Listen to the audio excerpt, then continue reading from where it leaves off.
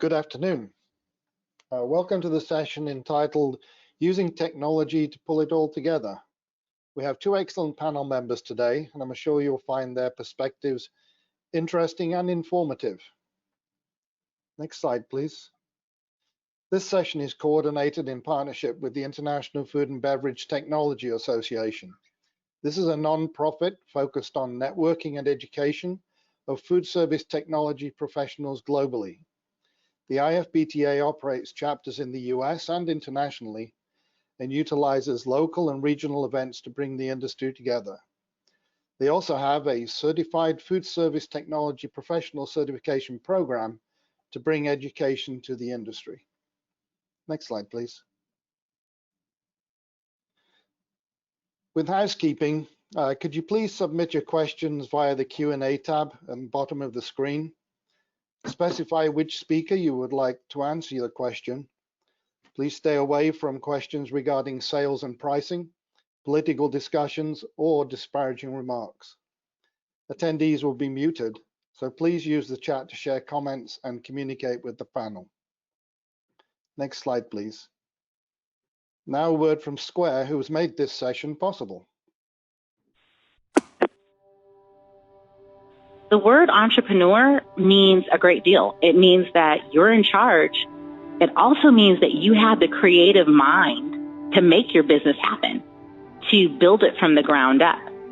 Those qualities draw people in to be able to teach, to be able to nurture, because for so long in the food and wine industry, females were disregarded. So it's my duty to support, most importantly, our community, because at this point, people's livelihoods and their dreams are at risk because of this pandemic. It has become so very important that we rise as a community and that we join together to protect each other. We're so much stronger than if we were to stand on our own.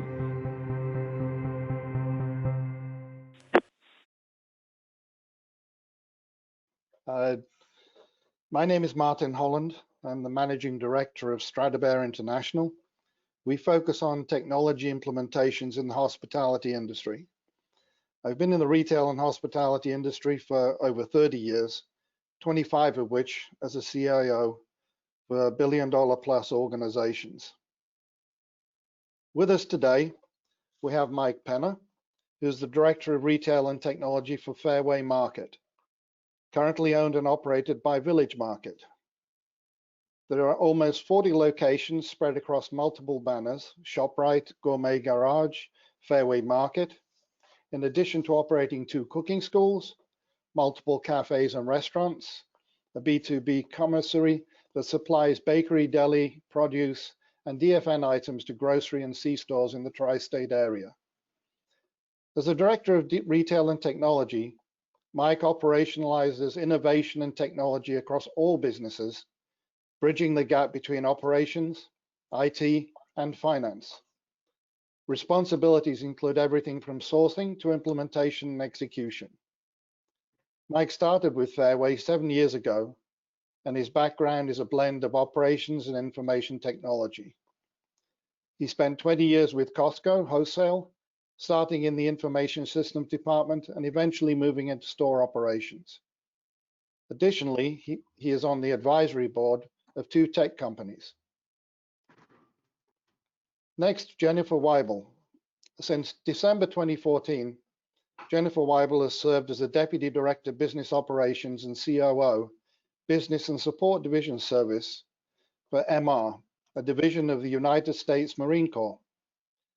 As Deputy Director Business Operations, Ms. Weibel is responsible for exchange services, and that's retail, including Marine Corps exchanges, marts, which are C-stores, and services, food and hospitality, which are hotels and lodges, and recreational business programs, including golf and bowling, and common Marine Corps community services support functions. And by the way, that is 4 different point-of-sale systems. Prior to her appointment as Deputy Director, Business Operations and COO, she served as a branch head for logistics and corporate communications. and has been with MCCS since July 1996, starting at the MCX at MCB Kaneohe Bay, or Kaneohe Bay in Hawaii.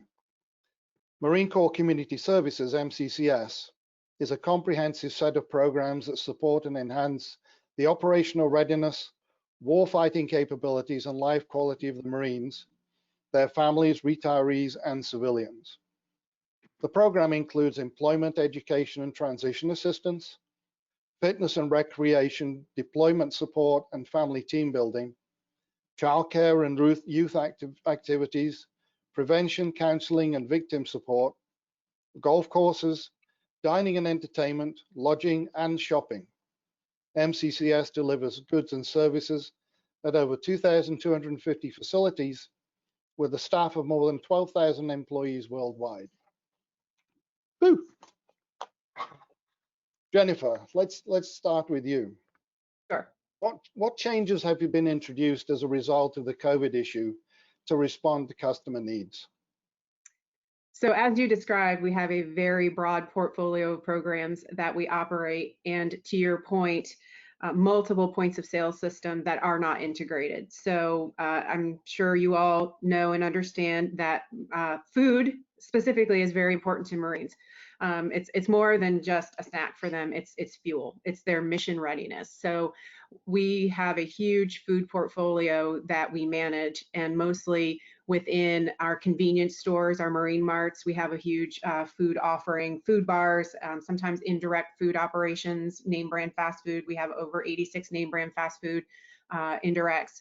And so what we were faced with post-COVID, so pre-COVID, again, disparate systems, don't talk to each other, not integrated, and our retail point of sale system is woefully behind. We have no digital capabilities. We don't have self-checkout. So we were really at a disadvantage for what shoppers were expecting in this new post-COVID experience of touchless and contactless. So we had to adapt some of the technologies that we have, because for those of you that are not familiar with the government, being a dynamic retail organization within the government bureaucracy is very challenging, especially when it comes to technology approvals and capabilities. So it wasn't that we could just run out and talk to one of our service providers and say, hey, can you give me a self-checkout capability and it be implemented anytime soon. We do have a point of sale upgrade that we're working, but it's not going to be accessible overnight. So what we had to do is adapt and overcome, as Marines do. And so where we have found a great success is unmanned micro marts. And so that is a designated space, whether it's in an office building or a barracks, and it is self-service and unmanned and has a digital front end. And so we were able to adapt that as a capability to help where we had quarantined Marines, and more importantly, quarantining the recruits as they're coming in, because we don't stop making Marines in a COVID environment, but we have to be able to do that safely. So we were able to adapt the digital front end of our micro mart capability to a retail platform in the absence of having one within our point of sale. That allowed for the Marines, the support Marines taking care of the recruits, as well as Marines that were quarantined because of their jobs or their next duty station. So we were able to get that implemented very quickly, where Marines could literally order from their room, and then we would pick the goods and deliver it to a safe place within the barracks location that was completely touchless. And so we would drop it off, somebody else from the barracks would come and pick it up. And then we were able to provide support for our Marines in that aspect. Within our actual stores themselves, obviously post-COVID, we had to create a visible, safe environment for our shoppers. So that meant the plexi screens, and we did have contactless payment capability, but it was not utilized. And so we really pushed forward on that. And I know this is there's different camps on this, but we did go cashless back in April. So we have been cashless since April. So those were some of the things that we had to adapt to pretty quickly to support more than just the average shopper, but supporting Marines in a safe environment while we're living in a restricted movement for a lot of the families and the Marines on base. Okay, great. Michael, let's turn to you. Same question, really. What type of changes did you introduce as a result of the COVID issue to respond to customer needs? So being that a majority of our business is done through grocery stores, we kind of had a different challenge, especially with the volume of people coming through and the shopping patterns that had been changing with customers coming through. Aside from the typical plexiglass sanitation processes and everything else in the store, about a year ago, pre-COVID, we had started the launch process of a mobile checkout solution. We launched this in about 15 stores, mostly our New York City and Long Island stores. Those offered a different challenge because of the footprint size and the volume that comes through those, as opposed to going to a self-checkout. We opted for a pure mobile checkout solution where our customers could walk in the store, open up an app, walk through the aisles, scan those products that they wanted, bag them as they're shopping. They would scan a QR code at the exit and walk out the door, making it completely touchless. We actually implemented this at the right time, it turns out. Right before COVID, we had about anywhere from 7 to 10% of our customers utilizing this. Because it was a new technology, it came with a lot of training challenges and cultural challenges involving customers on an experience where you almost feel like you're stealing the first time you do it, because you don't go through a checkout. So it was a unique process. But once COVID hit, we were able to kind of drive that program, and it ended up being a perfect touchless checkout solution for our customers so that we could offer them a safe shopping environment without having to put their groceries on a belt or have a cashier touch them. And at the same time, we were able to stay connected to our customer through their entire journey in the store, being that we had that device in their hand that they were looking at. So we had a lot more communication with them as opposed to just utilizing a self-checkout solution. And during COVID and even now, we have about 25% of our customers of all transactions that are currently going through that self-checkout right now, or that mobile checkout, sorry. We also had a couple other things. We have cooking schools, we had some restaurants. So obviously the restaurants had to close and we had to quickly get our Grubhub seamless third-party delivery up and running, and that integrated into our POS system and get those data feeds sent off. And it was a little challenging, but we managed to get that done pretty quick. We moved all of our cooking schools to virtual classes, something like this, where we would have celebrity chefs that would offer a virtual cooking class. So you could go online, or if you were in the store, you could, again, scan a QR code that would bring you to a website. We offered everything prepackaged, measured out, so that they had all the ingredients that they needed to cook. Came with a free Zoom meeting. You would just log in, our customers could log in, they could cook from their homes, follow the chef along, and it was interactive. They could ask questions, they could talk back and forth, and it ended up being a really good thing for us. The only other thing that we really changed was, obviously in grocery, there's a lot of self-service counters, and COVID caused a lot of changes in the way that you order from your meat, bakery, deli. Instead of closing those down or going to prepackaged, we integrated into our mobile shopping app and the ability to order ahead. So the customer, as they're shopping through the store, can click a feature inside this mobile app, and it will bring them to a list of all the meats, cheeses, and offerings that are in the fresh deli. They can order those, and once they're ready, a text message comes across to their phone with either the text message or push notification, lets them know it's ready. They swing by and pick it up. So with everything going on, technology has kind of been a savior, and it's at the same time, I know grocery is a lot lagged back behind the rest of the industry as far as technology and moving things forward. So this was, in a way, a nice push into the technology usage in grocery. So well, those were the key points that we worked on. Okay. So Michael, it sounds as if you had most of the technology either in the stores or ready to go in the stores prior to the COVID issue. Did you have to then roll out that technology to other locations, or was it just a matter of activating? It was a little of both. We had done, most of the locations had it already rolled out. The technology was in place. It was just a matter of trying to figure out how to train all these people almost virtually and get everybody, the employees, up to speed. And then it was a challenge of how do we relay this information to our customers in a way that they understand it. You're taking a customer that doesn't usually deal with a PLU code or a scale code and figure out solutions like that. So and that offered sanitation challenges as well, as we were having customers using scales that were on the floor, they're touching keypads. And we actually right now have just sourced, and we're beta testing in one of our locations, a scale system where you just put a banana on that scale. It knows it's a banana. It puts up a barcode, and you can just scan that with your phone, eliminating that touch point of a customer having to flip through a book to find a PLU or search on the screen. We're utilizing it, trying to right now utilize AI to kind of correct that. And Jennifer, the Micro-Marts, did you have those up and running in other locations and then had to roll them out to different sites? And then how did you choose which sites to go to? I mean, was it every Marine Corps base? Right now, we have them on 6 different bases. Early this year, we had about 9 locations, and then we rapidly rolled out 7 since March. And we have more that are underway. So luckily, we one of the few systems that we have that is approved by the government to use and has what they call an authority to operate.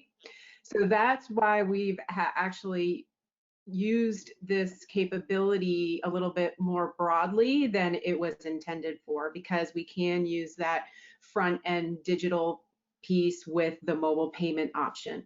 So we're actually looking to use this to create space in some of our other businesses where we know that we have large gatherings of customers from Thanksgiving to New Year's. One of those places is what we call our package store, which is where you buy beer, wine, and spirits.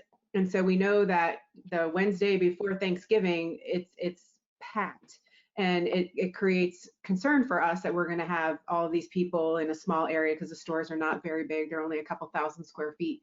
So we're actually testing a way to take this digital order application from the Micro-Mart and create a curbside pre-order and pickup for package store orders. Then it would be a completely contactless and touchless experience, and we would pull the orders for our customers and deliver it to their trunk or wherever they want us to put it, because we are concerned about having those large gatherings of customers. Right. I mean, the Wednesday before Thanksgiving and New Year's Eve at our package stores is quite the sight. Indeed. So given that you've introduced this capability, has that helped you to maintain sales levels and some semblance of norm? It has.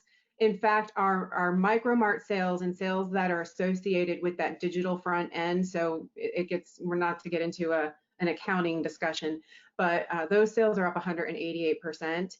And overall retail sales and our name brand fast food business is up 2.5% right now, and our retail sales themselves are up 1.7%. So it's, we're proud of that right now with everything that's going on. So it has helped us to stay in the business, if you will, and build some loyalty with our customers, that we're moving quickly to find solutions to help create a safe environment for them. The other thing I would suggest that it's done for us is it's actually informed us on how to move out with the implementation of our new retail point of sale system. To Michael's point, I think we're going to completely leapfrog past self-checkout. We don't have it today, and it's dead already. So just move on to some sort of a digital capability. So I think that it's actually informed how we would move forward with implementing our new retail and food points of sale. Great. Mike, I'll ask you the same question. Has all of this innovation really helped you to maintain your sales level, or again, relatively speaking, because everything's changed, right? Relatively, I think the sales have maintained the same. We've seen actually an uptick in the basket size and the number of items per basket, but obviously that's because people's shopping patterns, I think, have changed, whereas our customers used to come in, being that our high volume stores are located in Manhattan. Most people don't have a large fridge or the extra storage space. So our average customer was coming in, 2 to 3 times a week with a smaller basket size. But we have seen that basket size jump up quite a bit And surprisingly, the mobile basket size is actually larger than our register basket size. So that was an interesting thing. I think that people were more willing to spend a little more time shopping, knowing that they didn't have to physically go through a line and stand there and wait and have somebody else bag their groceries.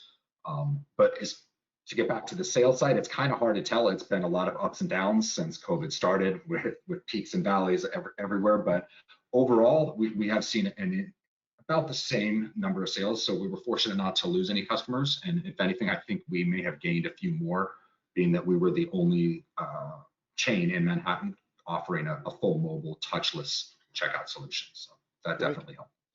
Good. So one of the questions that comes to mind, Michael, when you described the solution, and you said that people thought they were stealing. I mean, when they first did this, and obviously it takes a bit of getting used to any new technology, but from a loss prevention perspective, has this impacted the stores and losses at all, or have people been adopting the technology and let's say behaving themselves? I would say overall, customers have been behaving themselves, being that it is new, and we spent the time. We had flyers, step-by-step instructions. We had employees available to kind of help walk them through this process. But we've also implemented in the back end of this some different checkpoints to mitigate the loss that could potentially come from theft. Obviously, you can't mitigate all loss. It's part of doing business, especially in the city and in grocery. But we have the system itself. It does stop about every 5th customer. 20% of the customers get what we call a random bag check. So when you go to check out, and I say check out relatively, you hit checkout on your cellular device, there's a QR code at the exit that you scan prior to leaving, and that's what physically processes your card.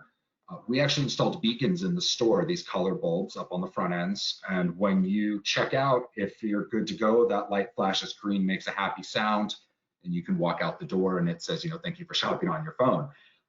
But you do have to have some sense of security on this as well. So there is an algorithm built in that randomly stops about 20% of the customers. And it just simply says, hey, you need a bag check. And on a cellular device and a tablet that's up on the front end or that our managers carry around, they can actually see the entire cart. They just randomly check a couple items and then process the customer out.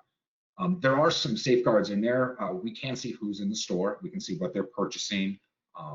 We have an idea of where they are. So when somebody comes up with a full basket and you have somebody they're kind of looking and there's only 2 items rung up on there, you can use that as a point to interact with that customer on a customer service level. Obviously maybe something didn't scan, they didn't fully understand the process, and we can walk them through that. Okay, great. Jennifer, similar question. Are there LP concerns when you've got these self-ordering, self-paying stands that you've really got no one checking? Actually, as you can imagine, within the Marine Corps, it's a little bit of a different environment. Most of the locations where we have these, either the self-checkout of the Micro-Mart or the actual digital, the digital obviously is less of a concern because we're picking the orders and delivering them to a location. But the Marines understand, protect what you've earned very well, and know that there would be a risk in getting caught. The very first inventory that we did on one of the Micro-Marts, our loss was a 16-ounce soda. And that was more of an administrative issue than it was an actual theft. So we've had very, very low shrink within any of our Micro-Marts. Okay, great. This change in behavior to sort of self-ordering, do you think this is going to be a permanent change and you will continue to grow these capabilities? Or do you think that once COVID, I'm not sure if over is the right word to use, but once we get back to more of a normal environment, do you think customer behavior is going to revert back, or that people are going to expect these changes to proliferate and continue? Jennifer, do you want to take that first? Sure. We're always going to have an element of demand for in-store shopping just by nature of the community that we're serving and the locations that we are. So we do see our brick and mortar continuing to be a really important piece of our business, but we do believe that this whole concept of touchless, contactless, and having a way to order and drive by and pick up or delivery is becoming more and more important. So within our technology stack, if you will, we are really focusing on that. And we have a really cool project that we're working on right now that we're moving to award, and we're calling it a tactical mart. And it's very similar to what Michael is describing, or similar to like an Amazon Go, where it would be some sort of a contained area, and it could be as simple as a Connex box, or it can be a kind of to-go structure building that is placed and can move. It has multiple applications of the actual format and model, but it's very similar in that you scan your credit card to walk in, the doors open, you walk in, and it sort of maps you through your journey in the store. And then when you're ready to check out, you scan out the door and you go, and you touch nothing. There's no cashiers, it's unmanned. So that we know is going to have a high application in some of our areas where we can't have a store, as well as replacing unprofitable stores that have been deemed what we would call quality of life in a previous context, that the commanding officer wanted to have the food there for the guys on the flight line when they're coming off their shifts at midnight.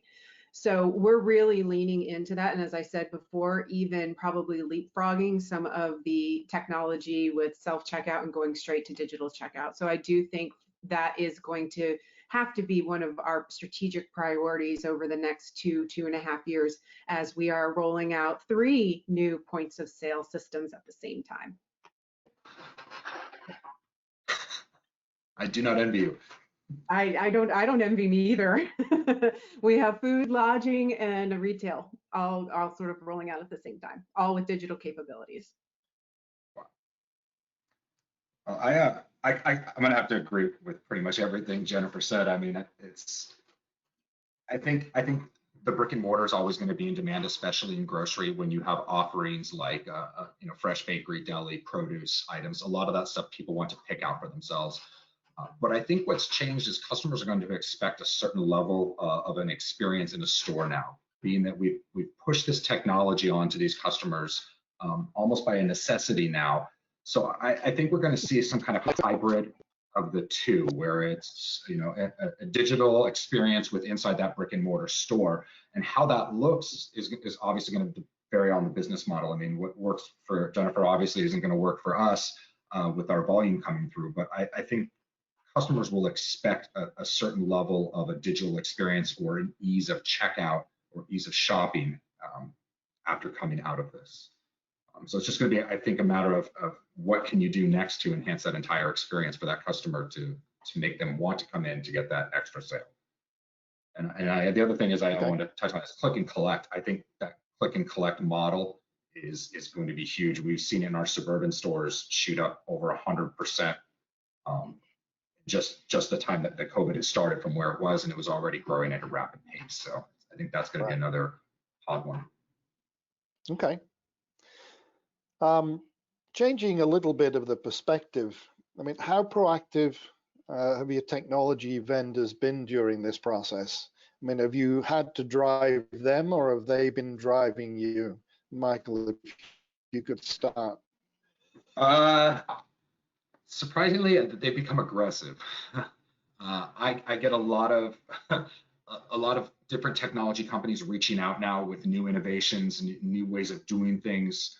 I think the challenge from that is going to be sorting out what really works, what's achievable and realistic in the time frame.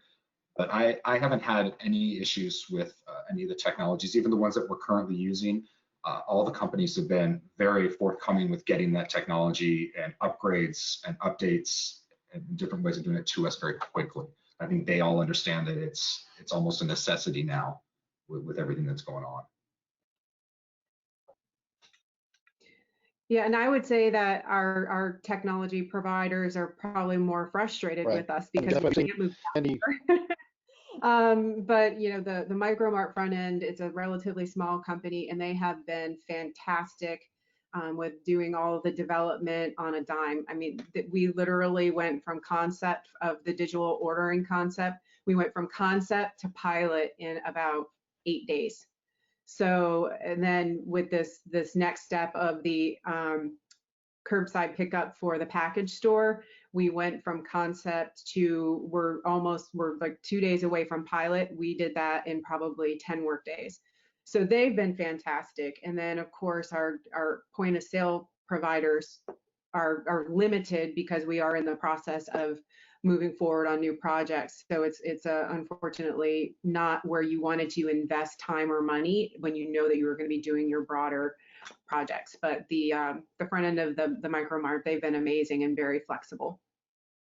Okay.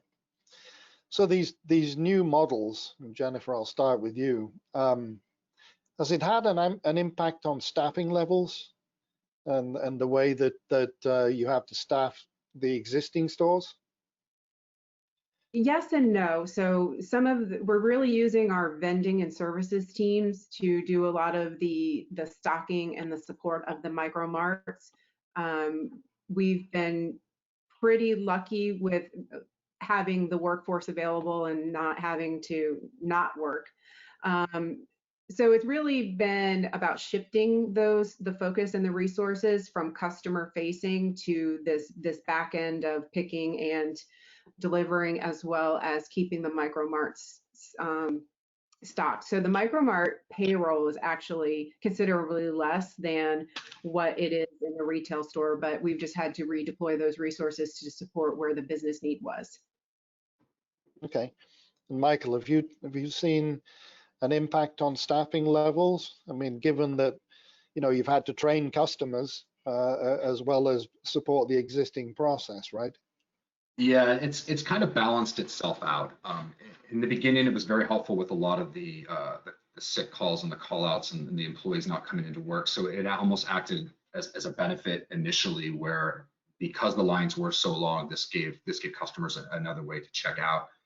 But at the same time, we've done a lot of what Jennifer was talking about. We just reallocated hours. So it was, instead of people on registers, it was more of that training the customers initially, or running groceries out to the cars for pickup with the click and collect solution.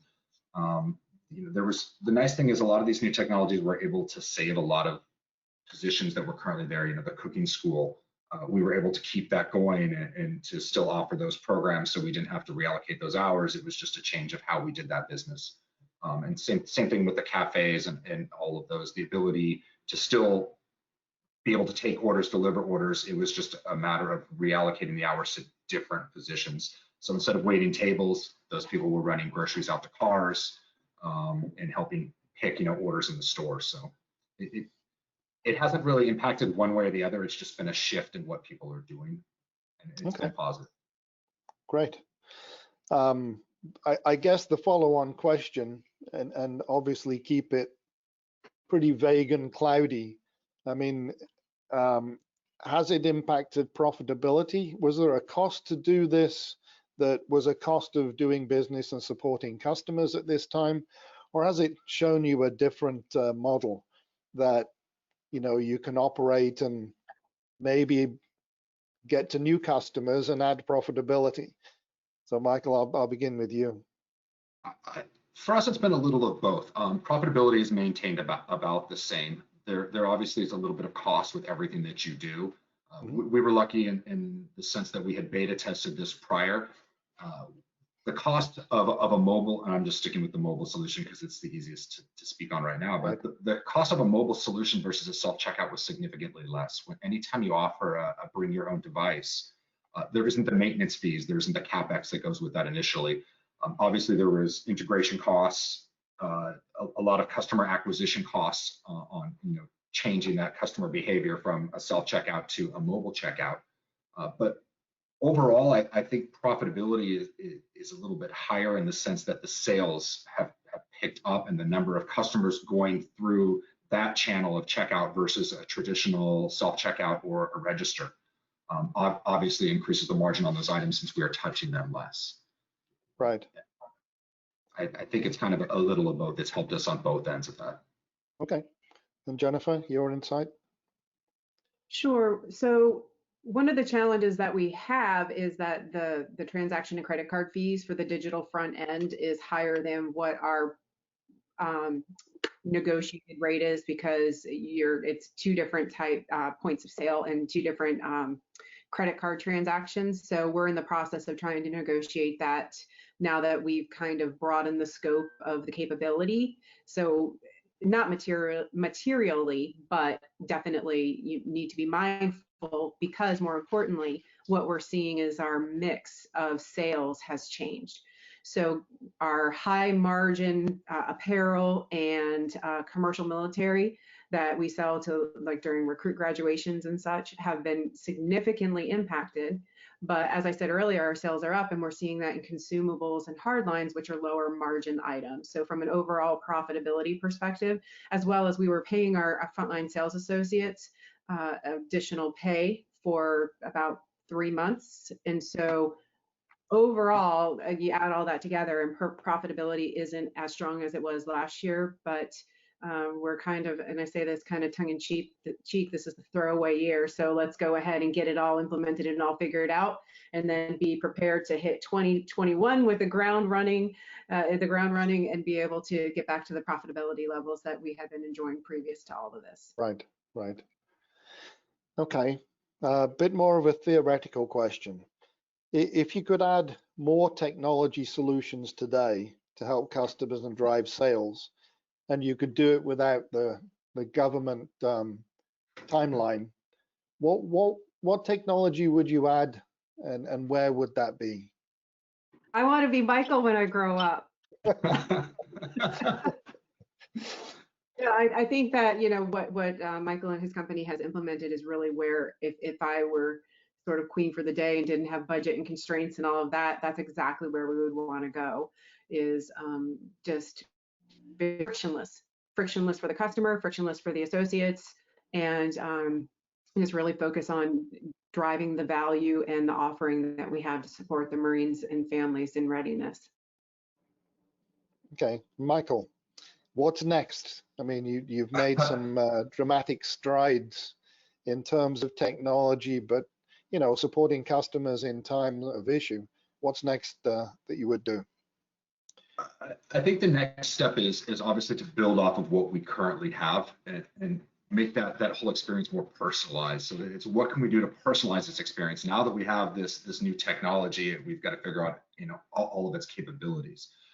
One thing we did start is, for the past 30 days, we have been beta testing an indoor geo-positioning technology inside one of our flagship locations. So those customers using that mobile app, we can now see where they're shopping, how long they're standing in a particular aisle, how long they're waiting at a seafood counter, if they're standing at an elevator, their checkout.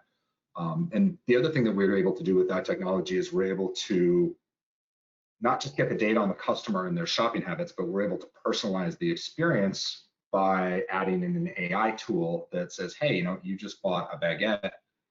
We've seen in the past that you've also bought olive oil, and it can pop a suggestive sell off of their past shopping experience. And we've just started integrating that into, like I said, the one store. And just off that alone, we've seen almost a 6% lift in basket size just from that one single technology. And it's just kind of expanding it from there, adding recipes in there, and how do you get to know that customer and then make that experience better for them so that they continue to come back. And some of the other, and then obviously, digital couponing, and it's kind of running the whole gamut of how do we take all of these regular experiences that they have right now in the store, digitize them, make it seamless throughout their entire experience, and more personalized. And that's kind of what our goal is. And that's not just in the stores, but also in the cooking schools. Now that we can do, and we know that we can have a successful virtual cooking class with 100 people attending one class, we can now offer maybe an in-person and virtual at the same time. The camera systems are there, the whole process is set up. So it just gives you, more opportunities than what you're currently doing in store in different types of solutions. Okay, great. So we've got about 10 minutes left, of which I'm going to take 5. Any final words regarding technology and what the last 6 months have taught you regarding technology's place in today's retail environment. What lessons have you learned? Michael, maybe you can go first and talk about that. I think the big lesson I've learned is not to be afraid of technology and change. It's something that you've got to embrace, and I think that everybody's figuring that out right now, maybe the hard way.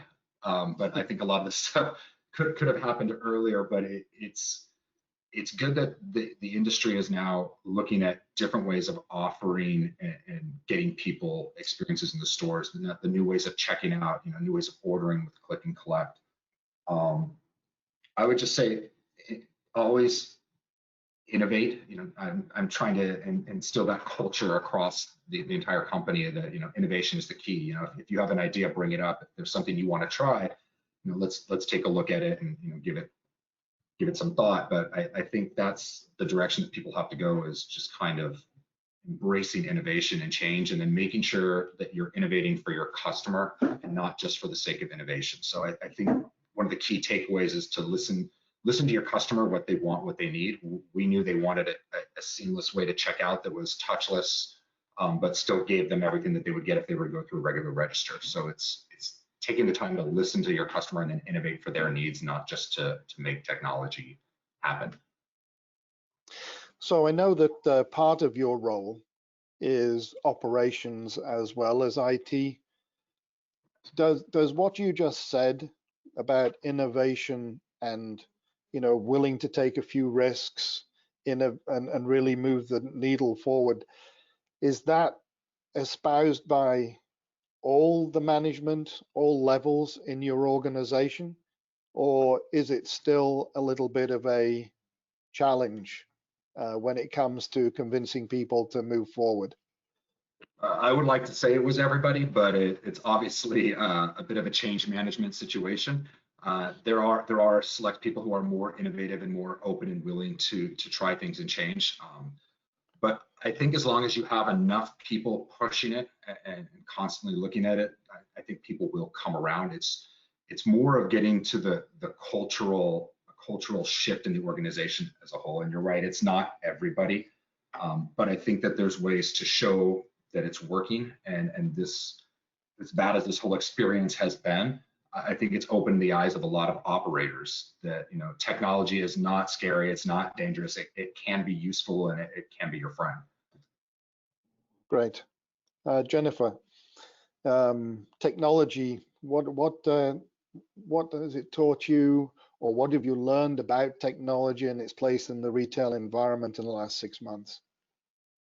Well, obviously, I've touched on a couple of the points, but just how we need to, as an organization, get aligned and prioritize these new capabilities that are going to create this new shopping experience.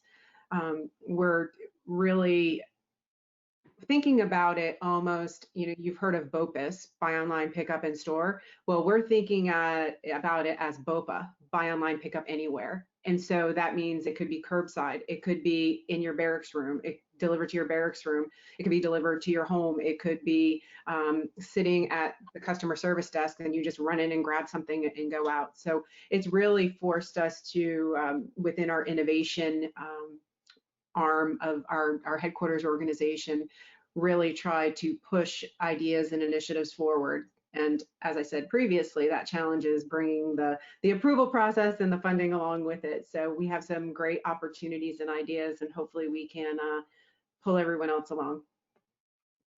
And do you think other people have seen that technology can really make a difference in this time, and that you get a little bit more support from at least within MCCS to move forward with more technology?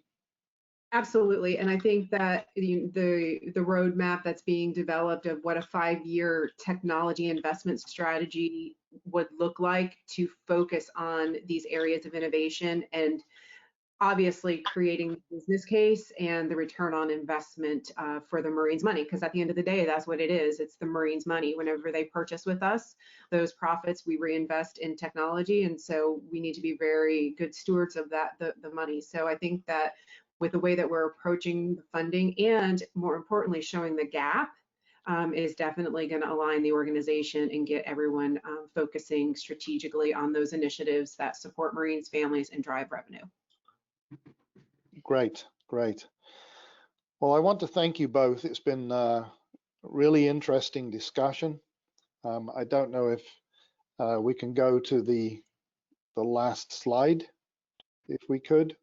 I haven't seen the slide for a while, but maybe we, All if right. we, So, if Martin, we, Jennifer, and Michael, thank you so much for your discussion. It was absolutely fantastic. I would like to rerun the video, if you don't mind, and then we Of can course. return to our Q&A. And just a reminder to all of our attendees to use your question pane. Type in your questions, and we'll get to those just after we run this video. So bear with me. of course. The word entrepreneur means a great deal. It means that you're in charge. It also means that you have the creative mind to make your business happen, to build it from the ground up. Those qualities draw people in to be able to teach, to be able to nurture, because for so long in the food and wine industry, females were disregarded. So it's my duty to support, most importantly, our community, because at this point, people's livelihoods and their dreams are at risk because of this pandemic. It has become so very important that we rise as a community and that we join together to protect each other. We're so much stronger than if we were to stand on our own.